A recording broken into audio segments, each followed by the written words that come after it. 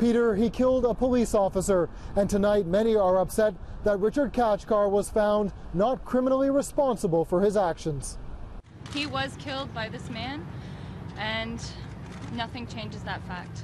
Inside the court, as the verdict was read, Ryan Russell's widow Christine hung her head, then shook it in disbelief. I believe that Ryan deserved a lot better than this.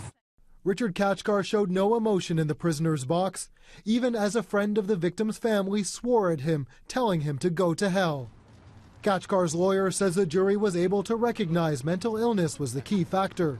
He has repeatedly, since his arrest, told everyone that he doesn't understand how it happened or why it happened. The jury seemingly sided with the defense and expert witnesses, who said Kachkar didn't know what he was doing 2 years ago when he stole a snowplow and fatally struck Russell. Russell's father, Glenn, himself a former police officer, gave an emotional statement in court, telling Kachkar he smashed the family to pieces. Just disappointment. There's nothing here that surprises us, at least for me anyway. Kachkar doesn't go to jail. Instead, he's remanded into custody. He'll be assessed by a provincial review board, treated at a psychiatric facility, then yearly reviews to determine if he's a threat to public safety.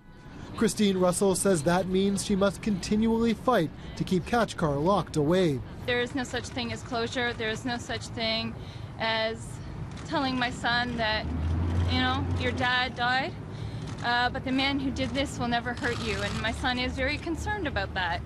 Last month, the federal government introduced legislation toughening the rules for people found not criminally responsible, keeping them locked away longer.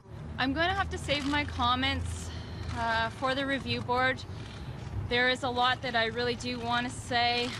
Christine Russell will next come face-to-face with Richard Kachkar at his review hearing. That's expected to take place within 45 days.